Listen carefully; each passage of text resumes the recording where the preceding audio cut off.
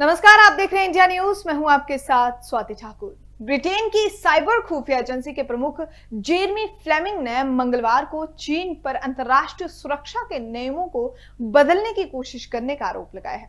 उन्होंने कहा कि चीन अपने क्षेत्र में दमन और अन्य देशों में प्रभाव बढ़ाने के लिए अपने आर्थिक व प्रौद्योगिक दबदबे का इस्तेमाल कर रहा है। आपको बता दें कि GCHQ के निदेशक फ्लेमिंग ने कहा है कि यूक्रेन पर रूस के आक्रमण के बाद यूरोप में तनाव के बीच चीन की बढ़ती ताकत राष्ट्रीय सुरक्षा का एक मुद्दा है, जिस पर हमारा भविष्य निर्भर करता है। बताना चाहेंगे कि उन्होंने कहा कि GCHQ को औपचारिक रूप से सरकारी संचरण मुख्यालय के रूप में जाना जाता है। ये MI5 और MI6 के साथ साथ ब्रिटेन की 3 प्रमुख खुफिया एजेंसियों में से एक है। इनसे चीन और रूस में अपने स्रोतों के संबंध में कोई जानकारी नहीं दी है।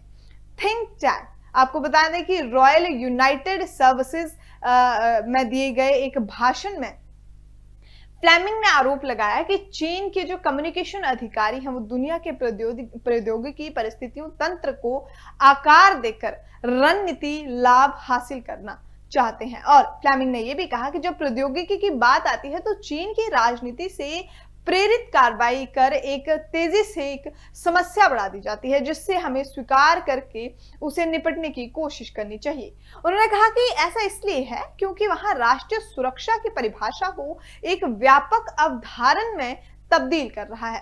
प्रौद्योगिकी न केवल अवसर बल्कि प्रतिस्पर्धा व सहयोग का एक क्षेत्र बना हुआ है, बल्कि ये नियंत्रण सिद्धांतों व प्रतिष्ठा के लिए एक युद्ध का मैदान भी है।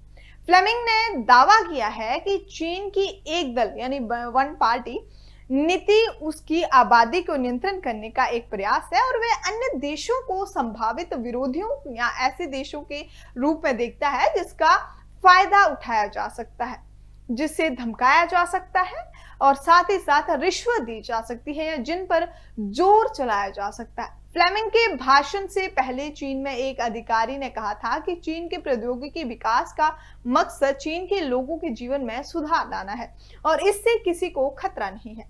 चीन के विदेश मंत्रालय के प्रवक्ता माओ निंग ने कहा था कि आरोप निराधार है। चीन तथा तथ्य कथित खतरों से बात करते रहने का टकराव की स्थिति उत्पन्न होगी, इससे किसी को भी फायदा नहीं होगा और अतः कई सारे प्रतिकूल प्रभाव इससे सामने आएंगे। अब गौरतलब है कि हाल के वर्षों में ब्रिटेन और चीन के बीच संबंधों में तनाव काफी ज्यादा बढ़ गया है।